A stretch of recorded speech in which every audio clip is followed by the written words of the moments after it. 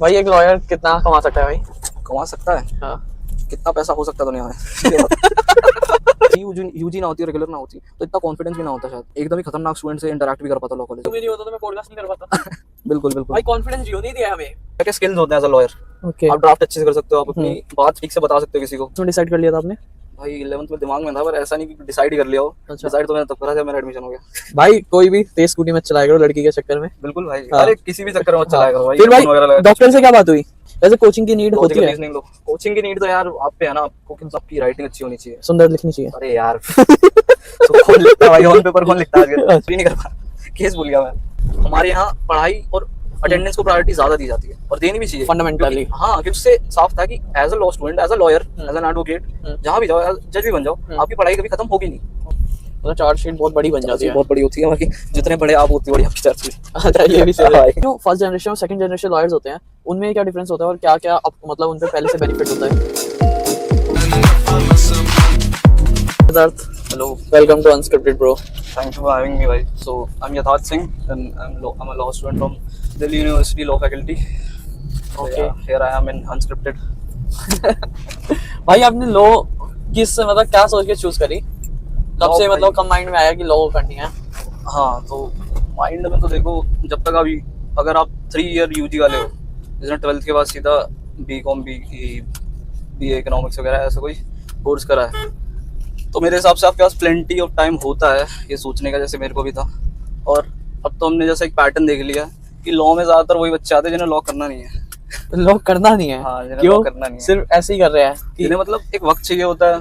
हाँ अभी अब खुद का करियर एक्सप्लोर कर रहे होते हैं, क्योंकि जितनी ज्यादा फील्ड्स अभी हो गई हैं हाँ उतनी ज्यादा कंफ्यूजन भी हो गई है आजकल करियर रिलेटेड। हाँ, तो अगर मैं अपने पर्सनल पर्सपेक्टिव में बताऊं बिना ज्यादा टाइम के, तो हाँ। मेरे को हमेशा से कहीं ना कहीं 11th-12th से ही लॉ में इंटरेस्ट था। अच्छा, और ये बात कैसे पता लगी थी आपको कि आपको लॉ में इंटरेस्ट है? यार मैं लिखता था, हाँ लाइक ऑनलाइन लिखता था, हाँ। को ऑथर था कई किताबों का। हाँ तो मेरे को राइटर ही बनना था शुरुआत में, तो like my happy self will be still being a writer. Okay. मैं ज्यादा ना कमाऊं, हाँ बट एक राइटर बन के जो खुशी मिलती है वो अलग थी।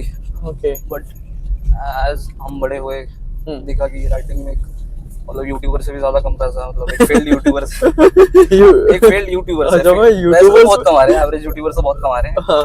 केस भी हो रहा है उन पे तो और मतलब एक सबका- अनसर्टेन करियर है ना, सबका घर चलना चाहिए ना भाई। राइटिंग एक अनसर्टेन करियर है ना, उसको प्रॉपर जॉब भी नहीं मानते। हाँ तो एक प्रोफेशनल कोर्स करना था माइंड में।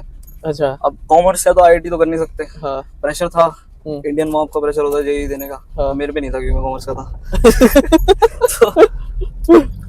तो वही बात है कि मैंने बीए इकोनॉमिक्स करी। हाँ वहाँ से लाइक था तो प्रोग्राम, पर इकोनॉमिक्स प्लस मैनेजमेंट मेजर था मेरा सत्यवती कॉलेज से। कॉलेज उतना आपको शायद फ्लैशी ना लगे, बट वो बेस्ट ईयर्स थे। उसमें आपको सोचने को बहुत मिलता है, आपको अपने स्किल्स एनहांस करने का बहुत मिलता है, होन करने का। उसके बाद आपको धीरे धीरे क्लियर हो जाता है कि आप करियर में करना क्या है। तो एक राइटिंग हो गया, एक हो गई स्पीच। कि इतना कॉन्फिडेंस मेरे को स्कूल टाइम पे तो नहीं रियलाइज हुआ था, बट एज मैंने यूजी करी तो वो कॉन्फिडेंस डेवलप होते होते समझ आ गया कि एक बात होती है ना कि आप क्या क्या स्किल्स होते हैं एज अ लॉयर। ओके। आप ड्राफ्ट अच्छे से कर सकते हो, आप अपनी बात ठीक से बता सकते हो किसी को, अगर कोई बात है तो आप समझ सकते हो ठीक से सुन के। तो ये सब स्किल्स अगर आप हैं तो आप लॉ कर सकते हो। अगर आप ये सोच के आते हो कि भाई मैं आर्ग्यूमेंट अच्छा करता हूँ और मेरे आगे कोई बोल ही नहीं पाता, मैं इतनी तेज चिल्लाता हूँ, तो फिर तुम बताओ। ये सब मिसकंसेप्शन है। मैं जितना तेज चिल्ला लूँ, जितना हावी हो जाऊँ किसी पे, तो लॉ, क्योंकि लॉ और एडवोकेसी इस बात का नाम है कि आप कितना अपने आप को अच्छे से प्रेजेंट कर सकते हो, एक केस को या एक सिनेरियो को कितना अच्छे से आप अपनी साइड रख सकते हो, दूसरे की साइड डिफेंड कर सकते हो। जैसे सर एक एग्जांपल है, आपके दोस्त की लड़ाई हो रही है, आपके भाई की लड़ाई हो रही है, आप फिर भी दोनों को बिठा के अपने भाई की साइड बिना वो बायस होके दोनों की बात सुन रहे हो, तो एक आप में स्किल है वो एडवोकेसी का कि आप अपने प्री कंसेप्शन हटा के, पर्सनल बायस हटा के आप दोनों की साइड सुन रहे हो। ये एडवर्सरियल इफेक्ट है। तो आप एक अच्छे जज भी बन सकते हो, अच्छे लॉयर भी बन सकते हो। ओके। आपको ओपन होना पड़ता है हर साइड की, हर फैक्ट के लिए। तो एक वो चीज थी भाई, वो मैंने खुद में देखी। उसके बाद कौन सी क्लास में डिसाइड कर लिया था आपने? भाई 11th में दिमाग में था, पर ऐसा नहीं कि डिसाइड ही कर लिया हो। अच्छा। डिसाइड तो मैंने तब करा जब मेरा एडमिशन हो गया। भाई तुमने मुझे बताया नहीं यार, तुम लॉ करना चाह रहे हो यार। मैंने अपने डॉक्टर को बताया था ना। तो मेरे को भी तो बताना चाहिए था यार। तुम तो छोड़ के चले गए थे ना। मैं भी साथ भाई उठाकर तो मैं लेकर आया था। तुम लेकर आए। तू ये भी बता दुनिया को, एक्सीडेंट में गिरा था तो मैं उठा के लाया था। ऑडियंस को ये बता दो कि हम पहले से जानते हैं एक दूसरे को। भाई हम दोनों स्कूल दोस्त है। हाँ मेरा एक्सीडेंट हुआ था एक बार, हाँ यही पास मॉलडाउन हाँ, साइड है। यदार्थ भाई का एक बेस्ट फ्रेंड था मेरा बहुत अच्छा दोस्त था। उसके साथ ये गए था स्कूल, वो क्या करने, स्विमिंग करने गए थे, करने गए थे, सुबह सुबह स्विमिंग करने गए थे। हाँ। और हम थोड़ा ज्यादा ही भय गए सुबह सुबह। हाँ। हमें फोन आया तो उसकी बंदी का फोन आया। हाँ, तो जैसे हमारे पास किसी इन प्यारे इंसानों का फोन आया, दो का। हाँ, हम उन्होंने बुलाया जल्दी से पार्क आ जाओ, तो हम पार्क की ओर भाग पड़े। पार्क की ओर काफी तेजी से ही चले गए। हाँ। वो तेजी से चले तो स्पीड का हिसाब नहीं रहा, और वही बात है, हम लॉ ब्रेक कर रहे थे बिना हेलमेट के, राइड करना, अंडर एज भी थे खैर। तो पास में कोई कंस्ट्रक्शन की वो भरी थी, रोडी बजरी जो होती है। हाँ। तो जैसे ही डिसबैलेंस हुआ, भाई ने तो स्कूटी छोड़ दी, पीछे मैं बैठा हुआ था। हाँ। तो अभी गाड़ी रुकी हुई है, इसलिए हम बेल्ट निकाल रहे हैं। और रूल फॉलो करते हैं, ऐसा नहीं है कि कोर्ट में के वो सॉल्व करवा देंगे। ऐसा नहीं है, लोग अदालत पे निर्भर है, हाँ। करा सकते हैं। तो भाई का एक्सीडेंट हो गया, भाई गिर गए, उधर लेटे हुए थे रोड पे, फिर मैं उनको उठा के लेकर आया। भाई मेरे को वैसे मैंने उस महीने में ना 3-4 को उठा के घर पे छोड़ा था। 10 मिनट बाद मेरे को सफेद रोशनी के साथ भगवान दिखे। उसके बाद मेरे को होश आया, फिर मैंने फोन पे बात करी तो लोकेश भाई आए। जो फिर मेरे को पता चला 10 मिनट से मेरे दूसरे दोस्त है, वो भी बात कर रहे थे, पर लोकेश भाई सीरियसली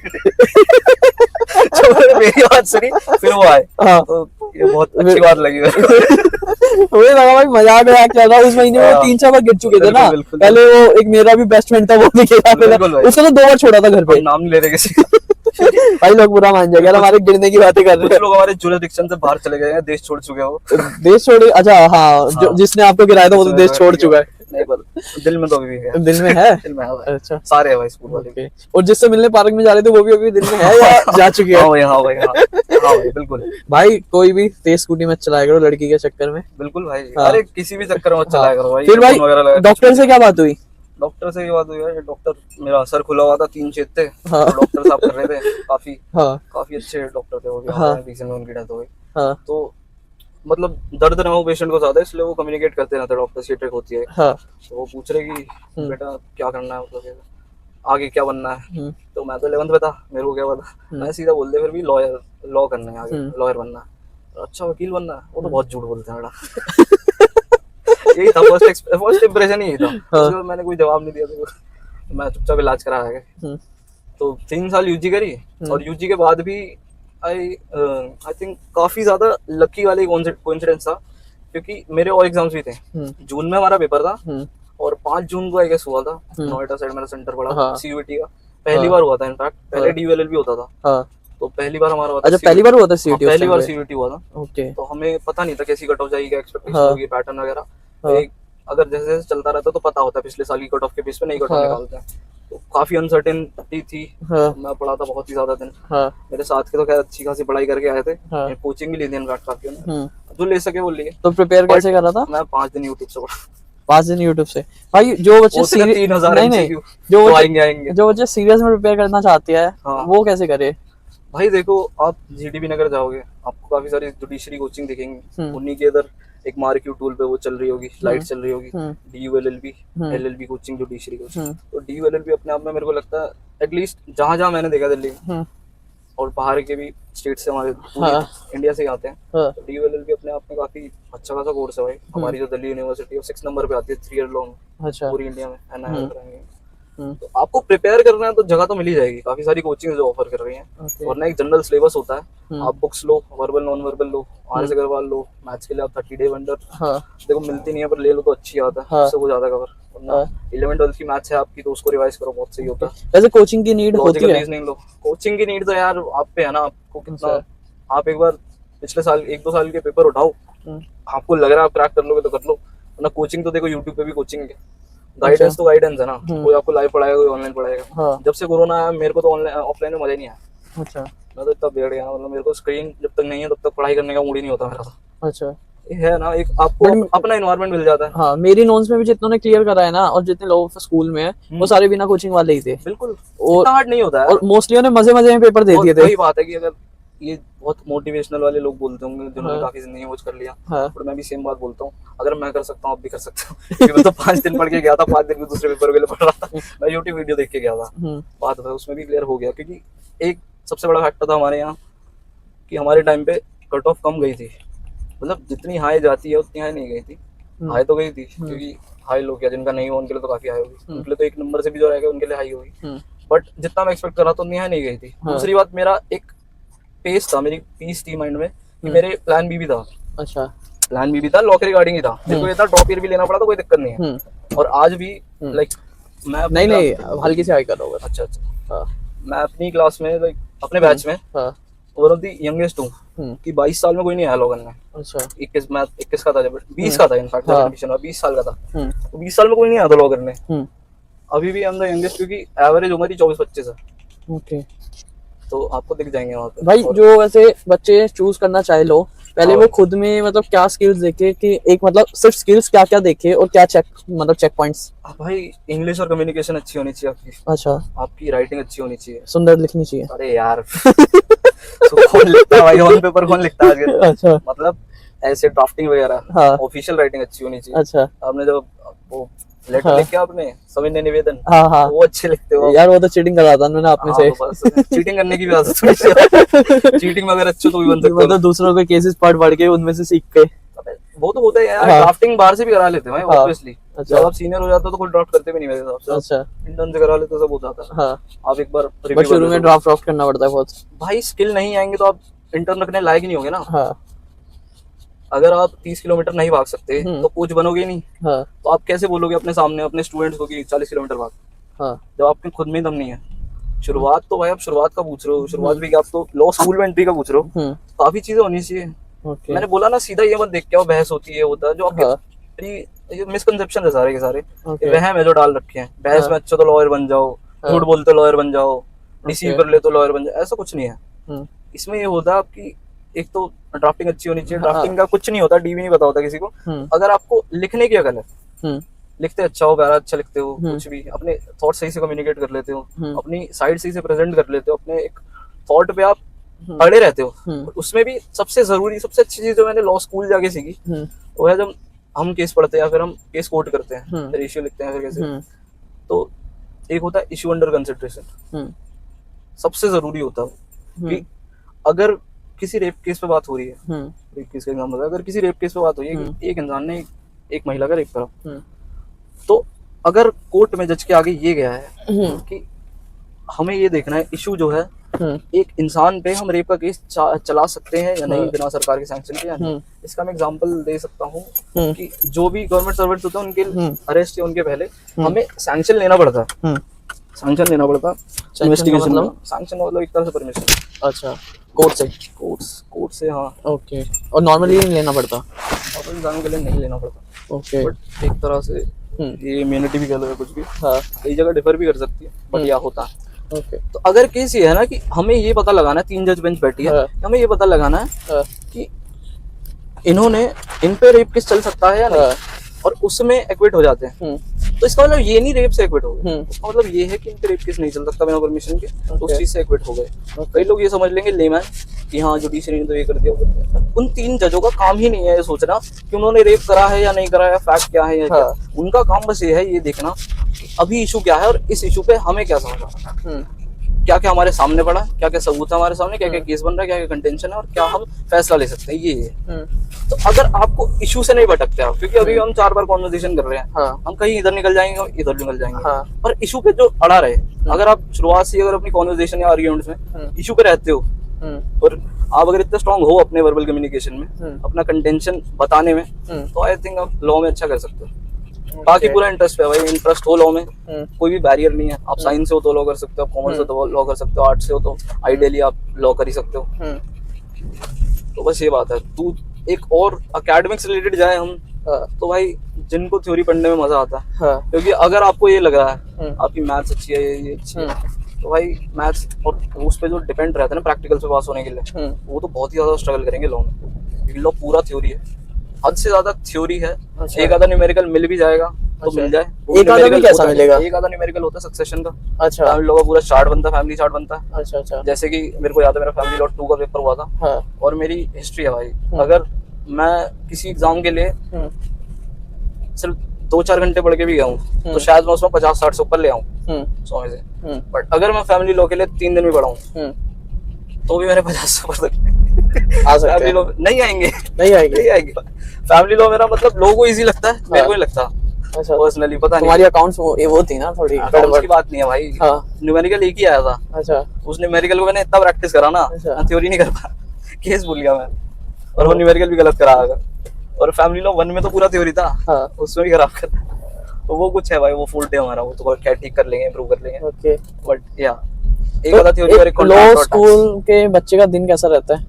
लॉ स्कूल के बच्चे का वैसे बच्चा वर्ड मैंने गलत बोल दिया। बच्चा तो खैर नहीं होता भाई, बच्चे तो क्या हाँ, लॉ स्कूल में 80 साल के लोग भी होते हैं। हाँ, एक लॉ स्कूल के स्टूडेंट का दिन कैसा रहता है? लॉ स्कूल के स्टूडेंट का दिन देखो आइडियली, बाकी लॉ स्कूल्स का तो मैं नहीं कह सकता, एक जो डीयू का है तो उनका तो क्लास लेने में ही जाता है। आप चाहो तो एक आधा महीना बीच में मैनेज करके इंटर्नशिप जा सकते हो, वरना 2 बजे के बाद इंटर्नशिप जा सकते हो।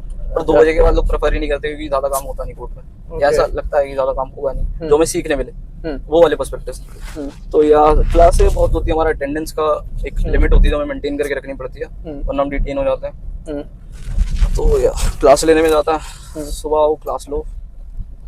क्लासेस काफी इंटरेस्टिंग होती है, पैटर्न काफी इंटरेस्टिंग होता है, केस बेस्ड स्टडी है, हमारे खुद के केस मैट्स हैं जो डेवलप होते हैं, अमेंड होते हैं, इनको इम्प्रूव करा जाता है हर साल। नए नए केस ऐड होते हैं, एडिशन होते हैं, सब्ट्रैक्शन होते हैं। जो लॉज मतलब अब काम में नहीं आ रहे उनको हटाया भी जाता है। सो या भाई इंटर्नशिप का कितना रोल रहता है भाई? और वैसे आप बता रहे हो कि टाइम कम मिलता है। देखो हमें एक तरह से तब कम मिलता है कि हमारे यहाँ पढ़ाई और अटेंडेंस को प्रायोरिटी ज्यादा दी जाती है, और देनी भी चाहिए फंडामेंटली। हाँ, क्योंकि अगर आप पढ़ाई में क्लियर नहीं हो ना, क्योंकि कल बार काउंसिल के इलेक्शन थे, हम वही थे कोर्ट में, मतलब 9 बजे से 9:30 बजे होंगे वही थे। मैं राउज़ेवली में था, केरला हाउस भी गए थे। तो यार नियर बाय कोर्ट में हम काफी मतलब एक तरह देख रहे थे, तो वहाँ पे कई सारे लोग मिले, कई सारे, किसी का 12 साल का, किसी का 35-36 साल के भी एक्सपीरियंस होल्डर्स थे वहाँ पे। सो उन्होंने काफी वैसे तो डिफरेंट पॉइंट ऑफ व्यूज थे, एक चीज सबकी कॉमन थी कि जो भी मिल रहा था ना हमसे, हम उनसे टिप्स मांग रहे थे, हम उनसे सजेशन मांग रहे थे। तो उन्होंने ये बोला सबसे पहली बात, मतलब सबसे आखिरी बात, बाकी सब तो होता रहेगा, पहले आप पढ़ाई पे फोकस करो और पढ़ाई करना चालू करो। अच्छा। उन्होंने ये नहीं पूछा मैं कौन से सेम में कौन से ईयर में हूँ, उन्होंने ये भी नहीं पूछा मैं स्टूडेंट हूँ। हो सकता है वो ये भी सपोज कर रहे हो कि काला कोट पहना एडवोकेट ही हूँ और यही कवर हाउस एवेन्यू या और किसी का एडवोकेट हूँ। बट उन्होंने जब ये बोला ना, बस काफियों ने बोला कि पढ़ाई करो, उससे साफ था कि as a law student, as a lawyer, as an advocate, जहां भी जाओ, जज भी बन जाओ, आपकी पढ़ाई कभी खत्म होगी नहीं। Okay, life time, specially theory. अगर हाँ एक और स्किल ऐड कर देना इसमें, अगर आपको रीडिंग पसंद है, रीडिंग पसंद है और फ्री वर्सेस पसंद है, मतलब फ्री वर्सेस तो क्या रहा आपको चलेगा। आपको अगर रीडिंग पसंद है, लॉन्ग 100 पेज पढ़ने का है मन, तो लॉ में आ जाओ। ओके, नए केसेस मतलब पढ़ते रहने पड़ेंगे। नए केसेस तो क्या, केसेस तो हर केस पढ़ना पड़ेगा, पास होने के लिए भी केस पढ़ने पड़ेंगे। हर केस कैसे पढ़ सकता है कोई? हर केस तो कोई नहीं पढ़ता, क्यों पढ़ना? वही तो, हर केस तो क्यों पढ़ना, पर अपना केस तो पढ़ना ही पड़ेगा ना। मतलब जिस लाइन में तो आपने कोई क्राइम कर दिया, आपकी फाइल मेरे पे आई तो फाइल पढ़े बिना थोड़ी जाऊंगा। अच्छा, फाइल पढ़नी पड़ेगी, कंटेंट भाई फाइल में ऐसा क्या होता है कि 100 पन्ने की बन जाती है वो बिना कोर्ट में जाए? देखो बिना कोर्ट में जाए कुछ नहीं होता। कोर्ट में जाने से पहले पूरी कार्रवाई हो चुकी होती है। अच्छा, आप सोचो कि आपका वकील ही सब कुछ कर रहा है, वकील ही कहानी लिख रहा है आपकी, तो कुछ नहीं है, आपकी कहानी लिखी जा चुकी। वो सबसे पहला जो पॉइंट होता है वो होता है क्राइम सीन। अगर क्राइम की बात करें, क्राइम सीन होता है, रिपोर्ट होती है, रिपोर्ट जितनी अच्छी, जितनी वो हो, जितनी मतलब हमारा छोटा बच्चा आ गया, जितनी आपकी डाइवर्स रिपोर्ट, जितनी मतलब एक एक्सप्लेनेटरी रिपोर्ट हो, जितनी सच्चाई लिखी हो उसमें, उतना अच्छा। जितना अनकंटामिनेटेड क्राइम सीन हो, जितने अच्छे से एविडेंस कलेक्ट करके हो, उतना अच्छा। और जितने टाइम पर वो रिपोर्ट दी जा चुकी है। अब आप बोलो कि 4 साल पहले कोई क्राइम हुआ था, हाँ वो लिमिटेशन पीरियड से नहीं बाहर हुआ तो हमने रिपोर्ट कर दिया है, तो भाई 4 साल बाद अब क्या क्या ढूंढे, उसका सबूत ढूंढे, उसके गवाह ढूंढे, क्या ढूंढे, 4 साल बाद तो क्या होगा। यही होता है कि एक चेन वाइज चले, तो 2 पार्टीज होती हैं, एक के साथ गलत होता है, एक के साथ सही होता है, एक विक्टिम बनती है, डिफेंडेंट बनती है। तो विक्टिम जितनी जल्दी रिपोर्ट करते और जितनी सही से रिपोर्ट करते, उसके बाद पुलिस इन्वेस्टिगेशन करती है। इतनी सच्चाई इस बात में, इन्वेस्टिगेशन हो जाए, FIR फॉर्म होती है, फर्दर इन्वेस्टिगेशन होती हैं, एविडेंस कलेक्ट होते हैं, एविडेंस सबमिट होते हैं, सारे पॉइंट बाय पॉइंट एग्जिबिट्स, उसके बाद अरेस्ट होते हैं, पूछताछ होती है, फिर जब एक कंक्लूजन मिल जाए उसके बाद पेशी होती है। वो सारा जो एक कहते हैं ना क्रक्स जब निकल गया, उसके बाद जाता है कोर्ट केस कोर्ट में। उसमें आपका चलान होता है छोटा सा, मतलब आपकी जो चार्ज शीट बोलते हैं ना, चार्ज तो थोड़े से होते हैं जो चार्ज लग गए, बाकी का चलान होता है, और उसी में 2-2 हजार पेज की बन जाती है चार्ज। ये जो आप बोल रहे हो ना बड़ा केस, वो चार्ज शीट होती है। अच्छा जी, चार्ज शीट बहुत बड़ी बन जाती है, बहुत बड़ी होती है, बाकी जितने बड़े आप होती है बड़ी आपकी चार्ज शीट। अच्छा ये भी सही हाँ है। तो तुम कोई पब्लिक फिगर हो तो काम भी तो उसी हिसाब का करा होगा ना फिर भाई। नहीं, वैसे छोटा सा चालान कटवाया है। अच्छा ठीक है, वो क्लियर करा लो ना, चार्जशीट क्या बनेगी उसकी। क्लियर कराओ, नहीं, करो कभी कोर्ट के कोर्ट चालान, में क्यों जा रहे हो? कोर्ट के चालान कट जाते हैं ना। अरे कोर्ट के चालान में बताऊँ अच्छा, वो कोर्ट के चालान में सॉल्व कर लो। अलग मतलब मान लो छोटा सा लड़ाई, आपने किसी के खिलाफ थोड़ी करा, लड़ाई झगड़े का केस हो गया, लड़ाई झगड़े का केस हो गया जी। हाँ, बिल्कुल। तो उसमें पब्लिक फिगर है कोई, तो उसकी बहुत बड़ी चार्जशीट बन जाती है। पब्लिक फिगर और नॉर्मल बंदे का फर्क होता है। अलग ही चीज पे मेटाफोर था भाई। मेटाफोर था कि जो जितना बड़ा है वो क्राइम में उतना बड़ा ही करेगा, छोटे क्राइम में क्यों जाएगा वो, हमारी बात डिस्पोज कर लेगा ना। एक ये भी है सबसे बड़ी बात, आउट ऑफ कोर्ट सेटलमेंट। हाँ आउट ऑफ कोर्ट सेटलमेंट तो होती है, बट सबसे बड़ी बात ये है कि अच्छा वकील कौन है। अच्छा वकील वो है जो आपको कोर्ट जाने ही ना दे। भाई वैसे जो वकील आउट ऑफ कोर्ट सेटलमेंट करवा लेते हैं जी, जब मतलब दोनों के वकील इन्वॉल्व रहते होंगे उसमें भी, तो वो इसलिए करते हैं कि टाइम बच जाए दोनों पार्टीज का। भाई दोनों पार्टी तो क्या, एक ऑल्टरनेट डिस्प्यूट रेजोल्यूशन होते हैं, हाँ, और मीडिएशन तो होती है। हाँ, मीडिएशन मैक्सिमम जो कंपाउंडेबल या सिविल केसेस होते हैं ना, हाँ, उसमें जज खुद बोल देता है मीडिएशन कर लो। अच्छा, सबसे पहला हमारा यही होता है कि मीडिएशन कर लो। हाँ, क्राइम केसेस होते हैं कुछ, अब जैसे रेप केस हो गए, उसमें मीडिएशन क्यों बोलेंगे, कंपाउंडेबल वो तो कोई वही नहीं है, कंपाउंडेबल ही नहीं है, हाँ, तो उसमें कोई मीडिएशन नहीं बोलेगा, उसमें बात भी नहीं होगा, क्योंकि वो स्टेट के खिलाफ केस है, हाँ, स्टेट के खिलाफ जो है। तो हाँ, बाकी केसेस जो है उसमें तो चाहते हैं, क्योंकि एक जो पूरी प्रोसेस होती है ना जस्टिस की, हाँ, वो बहुत लंबी होती है। अच्छा, सिविल हो या कोई भी केस हो, प्रोसीडिंग बहुत लंबी खिंच सकती हैं। आपने देखा भी होगा, एक सक्सेशन के सर्टिफिकेट में भी 8-8 साल लग जाते हैं लोगों को प्रूफ देने में, या कुछ भी, जो एकदम क्रिस्टल क्लियर केसेस का बता रहा है। तो आप कह नहीं सकते कि कितना टाइम लगेगा, कितना पैसा लगेगा, तो इसीलिए इसको अवॉइड करने में और मतलब जस्टिस जल्दी बनाने में, नेचुरल प्रिंसिपल और नेचुरल जस्टिस प्रिवेल हो, इसके लिए हम खुद से ही बोल देते हैं कि मीडिएशन कर लो। ओके, तो मीडिएशन कोई बुरी बात नहीं है, बट एक हीनियस जो ऑफेंस होता है, एक बुरे काम में भी आप अगर आउटसाइड कोर्ट सेटलमेंट कर रहे हो, तो वो एक अलग चीज है भाई। ओके भाई, जो फर्स्ट जनरेशन और सेकंड जनरेशन लॉयर्स होते हैं उनमें क्या डिफरेंस होता है, और क्या क्या मतलब उन पे पहले से बेनिफिट होता है? भाई फर्स्ट जनरेशन वो होते हैं जो मतलब मेरे जैसे, हाँ, कि जिनका कोई परिवार वाला अभी तक लॉ में है नहीं, हाँ, ना कोई एडवोकेट, ना हाँ, जुडिशरी से फर्क नहीं पड़ता जैसे, बट कोई एडवोकेट नहीं है, कोई लीगल फर्म से अब किसी उससे एफिलिएशन नहीं है, वो खुद ही हसल करके अब पहले अपने खानदान के लॉयर। सेकंड जनरेशन होते हैं जिनके कोई परिवार में मतलब डायरेक्ट रिलेशन में फर्स्ट रिलेटिव्स उनके कोई लॉयर हो। तो एक एग्जांपल से समझ सकते हैं कि सेकंड जनरेशन जो है वो खरगोश है, वो आपसे फास्ट चलेंगे, उन पे रिसोर्सेज ज्यादा होंगे, वो आपसे आगे निकल सकते हैं इन अर्ली स्टेजेस। बिल्कुल एक टाइम आएगा पर वो सो जाएंगे, एक जगह जाके सो जाएंगे फिनिश लाइन से पहले, वहां पर आपकी कंसिस्टेंसी दिखती है। हो सकता है आपको 5-6 साल उनके जितने केस ना मिले, उनके जितने का केस भी ना मिले, आप बस नेटवर्किंग बनाते हो, अपनी हासिल करते हो, आप निकलो, आप बस एक्सप्लोर ही कर रहे हो, सीख ही रहे हो, आपकी लर्निंग इतनी बड़ी हो सकती है 5-6 साल, वो भी अनपेड। तो अगर आपकी कंसिस्टेंसी उनसे ज्यादा है जो कछुए की, तो आप चलते रहोगे, उन्हें देखोगे कि आप सो रहे हो, बट आप एक वक्त पे आके उनसे आगे निकल जाओगे, क्योंकि कितना भी बड़ा सेकंड जनरेशन हो, कुछ भी हो, केस तो खुद लड़ेगा, प्रेजेंट तो खुद को खुद करेगा। जितना लॉ, ये ऐसी चीज है ना, लॉ के साथ आपको रेगुलर पढ़ना भी पड़ेगा, आपको अपनी समझ भी रखनी पड़ेगी, और एक भी चीज अगर इधर से उधर हुई तो आप केस भी हारोगे, आप रेपुटेशन भी हारोगे। जितने केस जीतोगे रेपुटेशन बढ़ेगी, जितने केस हारोगे रेपुटेशन गिरेगी भी, बनी बनाई भी गिर सकती है। इज्जत कमाने में 100 साल लग जाए, गवाने में तो देखो एक दिन भी ना लगे। वही है, आपको केस मिल सकते हैं सेकंड जनरेशन होके, बट लड़ने तो खुद है। तो वही है, कंसिस्टेंसी ब्रेक कर सकते हैं। अगर हमारी जनरेशन की दिक्कत पता है क्या है, अर्ली रिजल्ट्स, जल्दी रिजल्ट चाहिए, इसलिए लॉ करियर तो देखो इसलिए डायनामिक होता है। कई लोग बोलते हैं कि पैसे नहीं मिलते, नहीं होता, वो लिटिगेशन है। तो लिटिगेशन देखो फर्स्ट जनरेशन की बहुत लेट सेट होती है।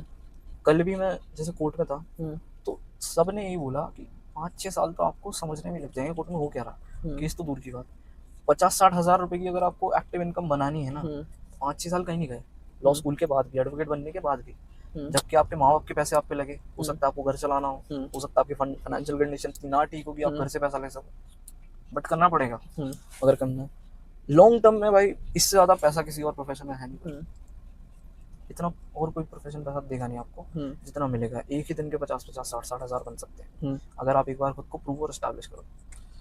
भाई लॉ स्कूल में मिनिमम एवरेज एज क्या है बच्चों की? एवरेज एज भाई कुछ एवरेज एज मतलब बच्चे जो पढ़ रहे हैं अभी, स्टूडेंट्स, तो एवरेज एज मेरे हिसाब से मैंने जितनी देखी है, मुझसे 2 या 3 साल बड़े, मतलब 25-26 वाले एवरेज है। हाँ। तो भाई उस टाइम जब एडमिशन लेते हैं माइंड में बड़ा प्रेशर रहता होगा कि 25 के बाद हमारे देश में शादियां चालू हो जाती है। हमसे पूछो ना भाई, प्रेशर है नहीं? भाई घर में पैसे भी देने हैं, कमाने भी है, फिर शादी भी। प्रेशर है, 25 साल हो गया, 22 साल हो गया। वो तो यार हमने ज्यादा ले लिया, वो तो हमारी गलती है यार। लेने से हाँ हाँ तो बात वैसे ठीक है। हाँ प्रेशर तो देखो होता है, सबको होता है, बात होती है। हमारे भी दोस्त है काफी, 25-26 भी कम है, 27-30 वाले भी हैं। काफी प्रेशर होता है, काफी डिमोटिवेशन होती है अपने आप में। उनकी फील्ड में एक बार वो पीक पे थे, कोर्सेज करे, अच्छे अच्छे कोर्सेज करे, बीटेक करी, बीएड करी, टीचर बने, गेस्ट लेक्चरर बने, डिजिटल खुद बने, उसके बाद भी आए इधर लॉ करने। एक तरह से एक तो डिससैटिस्फैक्शन हो गया कि एक नई चीज करनी है, दूसरी हो गई जिंदगी से डिमोटिवेट हो गए, एक करियर ऑप्शन ना बना कुछ, तो इसमें आ गए लॉ करने, एक्सप्लोर करने आ गए। अभी लर्निंग भाई जो अपनी मतलब अच्छी खासी जॉब छोड़ के आते हैं लॉ में, वो एकदम से क्या माइंड होता है कि एकदम से आ जाते हैं? देखो अच्छी खासी जॉब भाई, आपको ही पता है जॉब इंसान एक ही उसमें सोचता है। जॉब या तो अच्छी जॉब के लिए छूटती है, जॉब या तो अच्छे बिजनेस के लिए छूटती है। जिसको एक जगह अच्छे पैसे मिल रहे हो, दूसरी जगह वैल्यू ना देके तो नहीं जाता। तो उनको वैल्यू दिखती है लॉ में, इसलिए वो आते हैं, और लॉ में वैल्यू है भी। ओके भाई, जो बच्चे अब लॉ कर रहे हैं और ग्रेजुएशन के बाद क्या क्या ऑप्शंस होते हैं उनपे, क्या क्या फील्ड्स के? जो भी लोग कर रहे हैं, मतलब मैं मेरे जैसे, तो हमारे पास देखो ऑप्शंस होते हैं मैक्स, मतलब मेजॉरिटी ऑप्शन जो कंसिडर होते हैं, वो होता है, पहला होता है लिटिगेशन। जैसे डीयू से हैं तो डीयू बेस्ट माना जाता है अपने लिटिगेटर्स की वजह से। लिटिगेशन मतलब एडवोकेसी, लीगल रिप्रेजेंटेशन, चाहे वो आप किसी भी जॉनर में करो, आप सिविल केसेस लो, लायबिलिटीज लो, आप चाहे कॉर्पोरेट जाओ, आप चाहे क्रिमिनल केसेस लो, कोई भी केसेस हो तो आप लिटिगेशन कर सकते हो। बट लिटिगेशन एक फर्स्ट जनरेशन के लिए आग का दरिया ही है भाई, बहुत मुश्किल। दूसरा कॉर्पोरेट को 5-6 साल बिना पैसों के रहना पड़ सकता है अगर आप लिटिगेशन में जाते हो। तो आपका फाइनेंशियल बैकग्राउंड भी मैटर करता है, आप कितना वक्त अपनी लर्निंग को दे सकते हो वो भी मैटर करता है, आपकी एज कितनी हो तो मैटर करता है। उसके बाद कॉर्पोरेट में आते हैं। कॉर्पोरेट एक सेफ और सिक्योर है, बट कॉर्पोरेट का मेरे को कल ही बहुत अच्छा एक्सप्लेन करा एक मेरे फेलो उसने, एडवोकेट, जो एडवोकेट बन चुके हैं उन्होंने, कि कॉर्पोरेट देखो आपको हायर क्यों करेगा। कॉर्पोरेट में जब तक आप उसको प्रूव नहीं करोगे तब तक नहीं होगा। आप कहो कि लिटिगेशन मेरे को 5-6 साल लगेंगे, तो जब तक आपके पास कॉर्पोरेट वाली नॉलेज और वो एक्स्ट्रा स्किल्स नहीं है, तो कॉर्पोरेट भी आपको हायर क्यों ही करेगा। आपको कोई लिटिगेशन फर्म भी हायर कर सकता है और 5-10-15 हज़ार रुपये दे के रख सकता है, बट वो कॉर्पोरेट काम नहीं होगा। कॉर्पोरेट होती है अच्छी खासी कॉर्पोरेट केसेस वाली या फर्म, एस्टैब्लिश फर्म है, वो अच्छी जो पे करती हैं, वो आपको स्टार्टिंग सैलरी ही 6 से 12 लाख रुपए दे सकती है पर annum।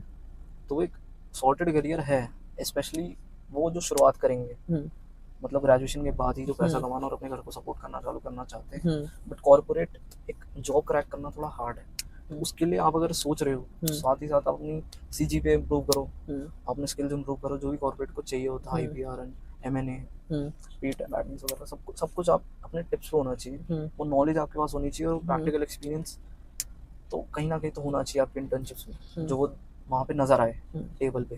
क्या क्या स्किल्स होती है जो कॉर्पोरेट मांगते हैं? कॉर्पोरेट स्किल्स भाई मैंने लॉज तो सारे बता दिए, अब उन लॉज में जो प्रैक्टिकल स्किल गेन होते हैं वो आपको तब आती है जब इंटर्नशिप करते हो। अनपेड इंटर्नशिप्स भी काफ़ी होती हैं जो लॉ फॉर्म आपको करा सकता है, एक कॉर्पोरेट लॉ फॉर्म। ज़्यादातर ये भी देखा गया है कि अगर आपने अच्छे से लग के अपने फाइनल ईयर्स में ही 2 या 3 साल अगर किसी अच्छे बड़े लॉ फॉर्म में ही अनपेड इंटर्नशिप भी कर ली और उन्हें लगा कि आप एक एसेट हो, तो आपकी तभी के तभी वहीं आपको परमानेंट वो ऑफर कर देते हैं।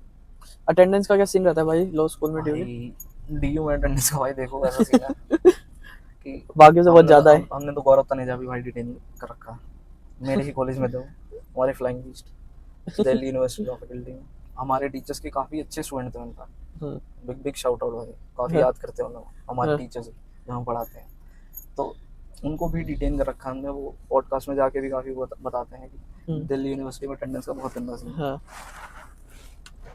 तो मिनिमम 70% होनी चाहिए, बट मेरे हिसाब से आप अगर ठीक ठाक आ जाओ, अगर सेमेस्टर 4 महीने का खिंच रहा है क्लासेस, तो आप 2.5-3 महीने तो आ जाओ एटलीस्ट, ज़्यादा ही आ जाओ।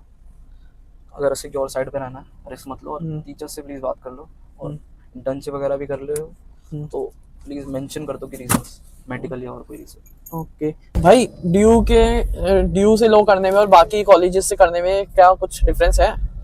सबसे बड़ा डिफरेंस देखो फीस का है। फीस काफ़ी ज़्यादा नॉमिनल हो जाती है ड्यू में, काफ़ी ज़्यादा क्या भाई है ही नहीं फीस? हाँ मतलब है ही नहीं, तो देखो अलग बात है। मतलब जितनी आप नहीं मतलब फीस है जितनी आप पर- भरोगे ना हाँ उतनी आप कमा लोगे एक साल में। हाँ, और इतनी फीस हमें घर वालों से मांगनी नहीं पड़ेगी। हाँ हो सकता है हाँ, बिल्कुल। इतनी मतलब इससे ज्यादा हमारी कॉलेज लाइफ में पॉकेट मनी थी अरे एक महीने का खर्चा है यार किसी भी उसका। जो बच्चे बाहर रहते हैं। बाहर रहते जो दिल्ली में रहते हैं उनका, बाहर वालों को तो 15-20 हजार होगा। हाँ तो फीस काफी अच्छी है, आप अफोर्डेबल और काफी एक प्रेस्टिजियस कॉलेज से हो जाता है यूनिवर्सिटी से। पर कंपैरिजन में 3 ईयर का करूंगा एज 5 ईयर काफी अलग है। और 5 ईयर चालू हुए पहला साल है हाँ तो उसके बारे में ना उतनी नॉलेज ना उतना मैं अच्छा अरे review ड्यू दे का 5 पाऊंगा। ईयर चालू हो गया है? जी DU का 5 ईयर अभी चालू हुआ है and admission will be through CLAT. तो अगर किसी कोई 12th का इंसान अगर ये वीडियो देख रहा है हाँ और लॉ को एज अ करियर चूज करना चाहता है और DU से ही करना चाहता है हाँ तो उसको क्लैट की प्रिपरेशन करनी है CUT की नहीं। तो पहली बात तो ये क्लियर कर देते हैं। ओके। क्लैट रिलेटिवली थोड़ा सा हार्ड होता है क्योंकि उसमें टॉप एनएलयूज वगैरह क्लियर कवर होती हैं। अच्छा मतलब बाकी यूनिवर्सिटी के लिए भी क्लैरिटी होता है। जी जी okay common law entrance test होगा। ओके सो या हाँ ये बात तो फीस की रह गई। दूसरा पॉइंट जो है DU में बहुत काफी अच्छे टीचर, ओके इनफैक्ट रिटायर्ड जजेस हैं, AORs हैं और उनके अलावा भी जो आप देखोगे ना स्पेशली मेरे को जो पर्सनली पसंद है हाँ वो है हमारे जो फैकल्टी में गेस्ट टीचर होते हैं, गेस्ट फैकल्टी आती है हम्म, वो भी वो लोग होते हैं जो हमसे 2 साल पहले ही शायद पास आउट हुए हैं और LLM करके आए हैं इतने रिसेंट में, इतने यंग, क्योंकि उनका लॉ एकदम फ्रेश होता है। वो अभी भी जुडिशरी की प्रिपरेशन कर रहे होते हैं, वो अभी भी जिंदगी में अभी ग्रो कर रहे होते हैं अपना लॉ करियर और वो एज अ टीचर हमें गाइड करते हैं। तो उनके साथ कुछ भी वो नहीं होता कि कोई बार हो कुछ भी पूछ सकते हो और वो अपना 100% देते हैं क्योंकि वो भी जुडिशरी की प्रिपेयर कर रहा है। तो एक जो जुडिशरी के लिए कर रहा है ना, जज बनने के लिए जो पेपर देने के लिए कर रहा है, वो एक एक चीज एक स्पेशली वेयर एक्ट बहुत अच्छे से कवर करता है और वही चीज उनके पढ़ाने में भी दिखती है। ऐसे एग्जांपल है कि अभी एक इंटरप्रिटेशन ऑफ स्टैट्यूट्स होता है एक सब्जेक्ट, तो उसकी क्लास लग रही थी। हमारे काफी प्यारे सर हमारे वो क्लास ले रहे, तो उन्होंने 2 लड़कों को देखा, उनको बोला कि एक तुम तो उड़ीसा हो और तुम एक अदर स्टेट हो, एक केस समझाने के लिए, केस बेस्ड स्टडी होती थी, केस समझाने के लिए। और उसके बाद एक लड़की को कि मेरे को एक स्मगलर भी चाहिए, तो उन्होंने एक लड़की उठाई हमारी क्लास से। तो एक स्मगलर उठाई, पीछे बिठा दी और बोला स्मगलर हो तुम पेड़ लेके आओ। बाकी सारे बच्चों को क्लास में पेड़ पौधा बना दिया। तो हम सब पेड़ पौधे थे, तो मेरे से 2 डेस्क पीछे तक मेरे सारे दोस्त बैठे थे, तो उनको उस लड़की ने पेड़ बना के उठा लिया। अब सबको आगे बुला के सर ने बोला कि वो दूसरी स्टेट है और तुम हो, तुम्हें ये पेड़ वहां स्मगल करने हैं। उस स्टेट में उन्होंने बुला दिया पुलिस वाला, कहा तुम हो पुलिस वाले। वो लड़का ऐसे हाथ फोल्ड करके खड़ा हो गया पोडियम पे पैर लगा के, कह रहा पहली चीज क्या पूछोगे? कहता है सर परमिट की तरह। तो मतलब ऐसे रोल प्ले करके जो तुम केस समझाते हो और मतलब क्रिएटिव मेथड, स्पेशली क्योंकि वो काफी पहले के DU के ही पास आउट है, मतलब मेजोरिटी मेरे को दिखती है DU की ही पास आउट है। अब वो जो भी हो, हमारा या तो पर्सपेक्टिव ऐसा होगा कि हायरिंग के वक्त या फिर एक जो कैलिबर बन जाता है DU का, क्योंकि सबसे बड़ी बात हमारी जो कोर्स है ना वो केस मैट से है, नॉर्मल लॉ बुक्स और बाकी सब चीजों से नहीं है। हमारा जो कोर्स है वो अपनी केस मैट से है और वो केस मैट भी हर साल इम्प्रूव होती रहती है। किसी को अगर रेफरेंस लेना हो तो DU केस मैट आप सीधा सर्च करो, जो टॉप लिंक आएगा उससे आप सारे सब्जेक्ट्स आएंगे सेमेस्टर वाइज, आप उनको डाउनलोड कर सकते हो केस मैट और वो आप पढ़ के देख सकते हो। उसमें सिर्फ केसेस होते हैं, केस में ही पूरी मतलब एक अगर रॉ सर्टिफाइड कॉपी लोगे तो वैसा उसका फॉर्मेट होता है, उसी में केस के नाम, उसी में इश्यूज, उसमें आप सब आइडेंटिफाई कर लोगे, कमेंट्रीज वगैरह जज की, उसमें आप सेक्शन देख लोगे और उसी से पेपर बनता है। ओके पेपर भी केस बेस्ड होता है, उसमें आपको केस दिया जाएगा, ऐसे नहीं पूछा जाएगा कि आपको थ्योरी सीधा पूछ ली व्हाट इज मर्डर और what is section of murder या फिर आपको केस दिया जाएगा। वो केस किन्हीं 3-4 केसेस से मेल खाता होगा जो हमें पढ़ाए गए हैं उस मर्डर या कल्पेबल होमिसाइड या फिर सेक्सुअल असॉल्ट या फिर उस सब के लिए, उसका सेक्शन पूछा जाएगा और फॉर्मेट भी उसी हिसाब से हमें लिखना है जो कि हमें सिखाया जाता है। तो जब आप केस से पढ़ते हो ना तो सबसे पहली बात तो आपको केस पढ़ने की आदत आती है, जो कि बहुत जरूरी है लॉ करियर। आप जाओगे अगर आपको केस ही पढ़ने में आलस आ रहा है, आपको 3-3 दिन चाहिए अगर आपको केस फाइल पढ़ने में, जो कि बहुत बड़ी होती है, केस फाइल पढ़नी है, चार्जेस समझने, तो आप लॉयर बन ही नहीं पाओगे ना। सबसे पहले तो केस पढ़ने की आदत, दूसरी बात वो अंडरस्टैंडिंग, तीसरी बात हमारे टीचर्स इतने मतलब काबिल जो वो पढ़ा पाते हैं, जो खुद एज अ जज बन के पब्लिक प्रोसिक्यूटर्स बन के फिर पढ़ाने आए हैं, तो उन्हें ऑब्वियसली बहुत ज्यादा एक्सपीरियंस होता है कि हम उनकी कहानियां भी सुनते हैं तो हम और इंस्पायर होते हैं। तो ये फर्क है बाकी और उसमें। बाकी मैं किसी को कुछ नहीं कहता कि किसी की यूनिवर्सिटी अच्छी या बुरी, जबकि एक पॉपुलर कंटेंशन चलते हैं हर जगह, कंपटीशन भी चलता है इक्वल लेवल पे और जो यूनिवर्सिटीज हैं आसपास, ऐसा माना जाता है। बट मैं किसी कोई सुप्रीमेसी प्रमोट नहीं करता या कुछ। आप खुद आओ, आप खुद हमारा कोर्स पढ़ो, खुद अंडरस्टैंडिंग और आपको थोड़ी बहुत लीगल नॉलेज है या फिर गेन भी करनी है तो भी पढ़ो। तो ये जो फॉर्मेट है ये मेरे को लगता है और कहीं इस तरीके से डिलीवर कर पाते हैं, वो भी इस एनवायरनमेंट पे। और यही वजह है भाई कि 3 ईयर लॉ में 6 नंबर पे आता है, 6th या 7th if I'm not wrong, NIRF ranking all India. Okay, court visit का क्या रोल रहता है भाई? Court visit as an internships. तो कोर्ट विजिट और इंटर्नशिप का देखो ऐसा है, आप जितनी ज्यादा कोर्स करोगे ना, जैसे कल मैं एक अपने दोस्त से मिला, मतलब दोस्त तो नहीं है यार, उनका ऐसा है कि वो जब 12th क्लियर करी ना उन्होंने, वो हैदराबाद के हैं, उन्होंने 12th क्लियर करी, वो 5 ईयर लॉ में एनरोल हुए। अब जो भी दशा कह लो, जो भी उनके भगवान का आशीर्वाद, उनके कोर्स में, उनकी यूनिवर्सिटी में अटेंडेंस का उतना वो नहीं था, तो 5 साल उन्होंने कोर्ट में गुजारे। और दिल्ली से कर रहे थे तो उन्हें सुप्रीम कोर्ट का अच्छा खासा वो मिला।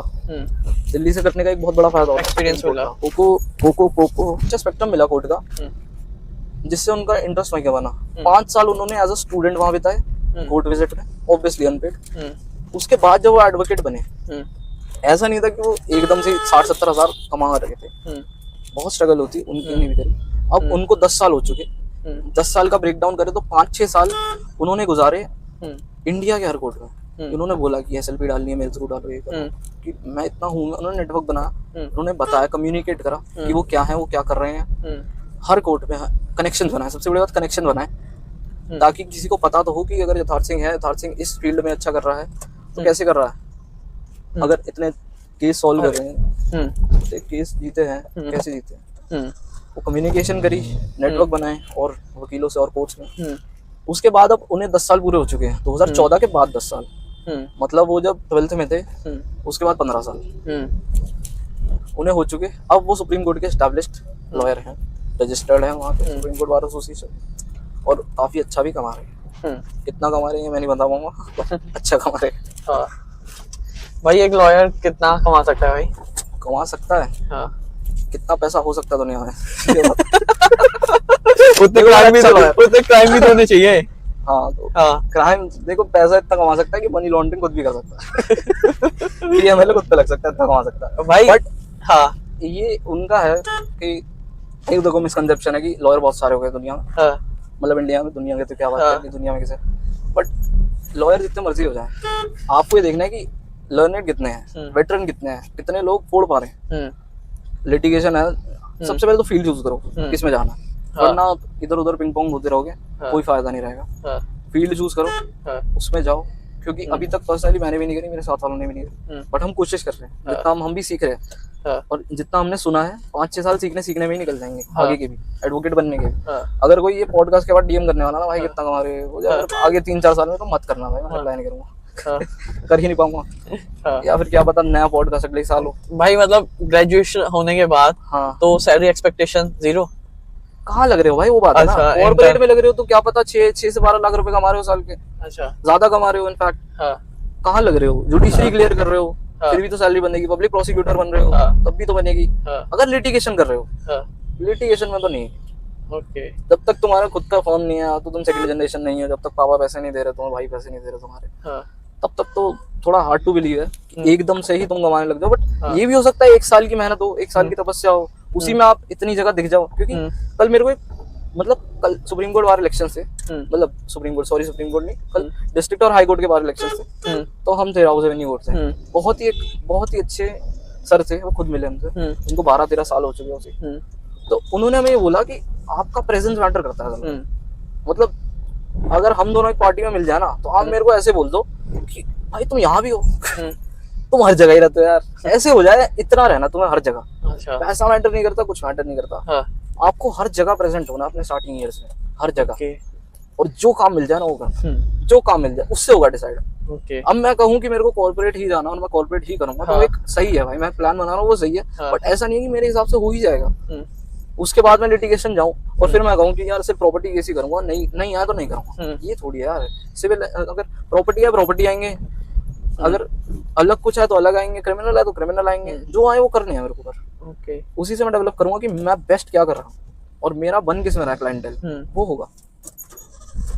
भाई मतलब कुछ बाहर चीजें होगी जो आपको लगता होगा कि मेरे को स्टार्टिंग में पता होनी चाहिए थी जब लो स्टार्ट करी, और कुछ चीजें होगी जो आप अपने यंगर वन को बताना चाहोगे, मतलब कुछ एडवाइस? बहुत बहुत बहुत हाँ, भाई बहुत। हाँ, सबसे पहली तो देखो यार, अगर आप 3 ईयर करोगे ना, तो देखो 3+3 या 5 ईयर में ना मैं एक बाइस भी तोड़ देता हूँ, कि 3 और 5 ईयर में सिर्फ ये फर्क है कि आप 5 ईयर वालों में ना 1 साल ज्यादा स्टूडेंट बने रहते हो, ये फर्क है। आप 5 ईयर वालों से 1 साल ज्यादा सीखते हो, ये बात है। पर बात वो है कि अगर आपने पहले के 3 ईयर, मतलब जो आपकी यूजी है, यूजी आपने अच्छे से निकाल ली ना, अगर आपको क्लियर है कि आपको लॉ करनी है, और ये भी है कि 5 ईयर नहीं 3 ईयर वाली ही करनी, और पहले 3 ईयर की यूजी करनी, तो पहली तो मैं सलाह दूंगा कि ओपन से कर लो। देखो अगर कर सकते हो तो ओपन से कर लो। अगर उसमें भी है कि नहीं भाई मेरे को ड्यू से करनी, रेगुलर करनी, ऐसा कुछ है, या फिर और किसी भी से करनी, एंजॉय भी करनी है अपनी कॉलेज लाइफ, कैंपस लाइफ, और करनी भी चाहिए, क्योंकि अगर डी यूजी ना होती, रेगुलर ना होती, तो इतना कॉन्फिडेंस भी ना होता शायद कि आज मैं मतलब इतने मतलब एकदम ही खतरनाक स्टूडेंट से इंटरेक्ट भी कर पाता लॉ कॉलेज में। लॉ कॉलेज में हर तरह के लोग होते हैं, बहुत समझदार भी। और भाई मैं ड्यू में नहीं होता तो मैं पॉडकास्ट नहीं कर पाता। बिल्कुल बिल्कुल भाई कॉन्फिडेंस ड्यू नहीं दिया हमें, तो वो बात है। पर साथ ही साथ जो आपका ये है ना अटेंडेंस का, जैसे अगर आपके कॉलेज में आपको लग रहा है कि ड्यू में अटेंडेंस की वजह से आप इंटर्नशिप नहीं कर पाओगे, या आपको कोई डाउट भी है लॉ के रिगार्डिंग कि लॉ करना है या नहीं करना है, करना चाहिए नहीं करना चाहिए, मैं बोलता हूँ यार आपको 3 ईयर जब यूजी कर रहे हो, या 5 ईयर में जो पहले 2 साल है उसमें तो आप जाओगे यार, चले जाएंगे। तो 3 ईयर यूजी में भी आप कोड जाओ, काला कोड बनाओ, सिलवाओ, खरीदो, जो भी करो, जाओ, कौन रोक रहा है, जाओ। थोड़ी सी वो होगी कि आप में और मेरे में, फर्स्ट ईयर लॉ स्टूडेंट और first year UG undergraduate में इतना ही फर्क है कि उसे थोड़ा सा ज्यादा लॉ आता है क्योंकि उसे पढ़ाया जा रहा है उसे, और आपको बिल्कुल नहीं आता। बट उतना तो यूट्यूब पे पढ़ लोगे आप, यूट्यूब पे पढ़ना नहीं चाहिए, एआई पे भी नहीं पढ़ना चाहिए। देखो एआई पे रिसर्च नहीं करनी चाहिए, कुछ नहीं करना चाहिए यार, क्योंकि अभी इतने रिलायबल नहीं। बट अगर आपको सिर्फ केस देखने हैं, सिर्फ पढ़ने हैं, इसके लिए कोर्ट जाने में कोई आपत्ति नहीं है, कोई रोकता भी नहीं। आप सिविल में भी जा सकते हो, केस देख सकते हो, सब कर सकते हो, आप वो माहौल ले सकते हो कोर्ट का, और वो ले लो ना तो आप मेरे हिसाब से वो ले लो और थोड़े सीरियस हो जाओ और थोड़ी बहुत किताबें पढ़ लो, तो मेरे हिसाब से आप एक लॉ सेकंड सेमेस्टर या थर्ड सेमेस्टर वाले से जो 3 ईयर कर रहा है इनफैक्ट, उससे भी ज़्यादा आगे निकल सकते हो अपने यूजी में। उसके बाद आपके पास बचता नहीं है। प्लस अगर आपको 1-2 सर्टिफिकेट्स मिल जाएं एडवोकेट्स और चेंबर से, तो यूजी मतलब एलएलबी में आने से पहले ही आपके पास एक अच्छा सीवी बन के रेडी है। तो वो एक बहुत बड़ी चीज़ है जो मेरे को लगता है अगर मैं यूजी में होता या मैं 12th में होता तो मैं ये ज़रूर फॉलो करता। दूसरी बात है कि अभी से ना केस पढ़ने की आदत डालो, केस पढ़ो। मैं जैसे अरे केस पढ़ो यार, सारी केस हर जगह मौजूद है, सारे लैंडमार्क केस हर जगह मौजूद है, खासकर जो स्टेट के खिलाफ है, तो वो सारे केस मौजूद है, सारे पढ़ो, जो मन करे वो पढ़ो, जो पॉपुलर केसेस होते हैं वो पढ़ो, कॉर्पोरेट में जा रहे हैं वो पढ़ो। बहुत ऐसे हैं कि काफ़ी बड़ी बड़ी कंपनीज में जो केस होते हैं, टैक्सेशन के केस होते हैं, और ऑपरेशन के केस होते हैं, मिसमैनेजमेंट के केस होते हैं, कंपनी लॉ बहुत डाइवर्स है, कंपनी लॉ बहुत ज़्यादा डाइवर्स है, मेरा फेवरेट सब्जेक्ट है इनका। तो या वो वाले केस पढ़ो भाई, मज़ा भी आएगा, इंटरेस्ट भी बनेगा, क्लैरिटी भी मिलेगी कि कर पा रहे हो या नहीं कर पा रहे, और वो सब तब होगा जब तुम अभी टेस्ट तक नहीं दिया लॉ कॉलेज का, वो बात है भाई। जो आजकल है लॉ स्कूल में ज़्यादा बच्चे मतलब ज़्यादा वो इन्वॉल्वमेंट नहीं हो रही। वैसे मेरे भी जितने कॉलेज के दोस्त हैं सारे लॉ में है, जितने कॉलेज में मतलब जो इधर उधर के कॉलेजों के दोस्त थे वो भी सारे लॉ के थे यार। हाँ, या हमारे आसपास ज्यादा लॉ स्टूडेंट्स हो गए हैं, या आजकल बच्चे ज्यादा लॉ में इन्वॉल्व हो रहे हो। मैं तो देखता हूँ भाई कि जब भी किसी को बता दो ना कि लॉयर बन रहे हो, एडवोकेट बन रहे हो, वो सीधा बोल देते हैं कि हमारे तो बुआ का लड़का भी लॉयर है, केसेस यूनिवर्सिटी से, हमारे तो ये भी है, हमारा मतलब दोस्तों में बताओ 4 दोस्त निकल आते हैं। तो है तो सही भाई, देखो है बिल्कुल, भीड़ तो बढ़ गई। और इसका रीजन कुछ भी हो सकता है यार। कई लोग कहते हैं कि काफ़ी कुछ यूनिवर्सिटीज़ है जो ना अटेंडेंस ना कुछ, एकदम कॉरस्पॉन्डेंस बना के लॉ करा देती है, वो भी हैं। कुछ होता है कि देखो फर्जी डिग्री मेरे को नहीं पता, ना मैं किसी को बोलना चाहूँगा, बट हर तरह की चीज़ें हैं। बट उनकी ज़िंदगी वहीं तक है जहाँ तक वो कोर्ट में आपके सामने खड़े नहीं हो गए और आपको कितना आता है और उनको कितना आता है वो पता नहीं चल गया, वहीं तक है। ऐसा नहीं है कि आपकी नेटवर्किंग अच्छी है तो आपसे नेटवर्किंग से कमा लोगे, ऐसा नहीं है कि आपको सिर्फ लॉ आता है तो आपसे लॉ से कमा लोगे। आप कैसे प्रेजेंट करोगे, कैसे लॉ पढ़ोगे, कैसे लॉ समझोगे, कैसे इंटरप्रिटेशन करोगे, कैसे डील करोगे, कैसे केस पढ़ोगे, कैसे केस प्रेजेंट करोगे, कैसे प्रेयर फॉर्म करोगे, कैसे ड्राफ्टिंग करोगे, सब इन्वॉल्व होता है भाई। और सब पे ही आपका करियर बेस्ड है। एक भी चीज़ इधर के उधर हुई ना, आपको स्ट्रगल तो करनी पड़ेगी। और स्ट्रगल भी क्या पता आपको लॉ छोड़ना पड़ जाए। वो भी तो पहले लॉयर्स ही होते होंगे। नहीं यार, मतलब जो सबसे लोअर फॉर्म होती है ना, देखो एक दो तरीके से होता है जजशिप का। एक तो आप जुडिशरी क्लियर कर लो, उससे आप सिविल या लोअर कोर्ट्स में आप जज लगते हो। आप एग्जाम क्लियर कर लो, आई मतलब लेवल्स तो IAS जैसे ही होते हैं, और क्राइटेरिया ये होता है काफ़ी सारा लॉ पढ़ना पड़ता है, बेयरट्स के साथ एकदम थॉरो होना पड़ता है, फिर ही क्लियर होता है। जुडिशरी भी एक्चुअली काफ़ी अच्छा ऑप्शन है कि हमने शायद मेंशन नहीं करा था ना, कॉर्पोरेट लिटिगेशन और जुडिशरी भी आप क्लियर कर सकते हो। उस जनरेशन के लिए तो ये भी माना जाता है कि लिटिगेशन से आसान तो जुडिशरी। अब कि आपको पता है जुडिशरी तो भाई सरकारी नौकरी में भी सरकारी नौकरी, और सरकारी नौकरी मिलना ही आसान नहीं है।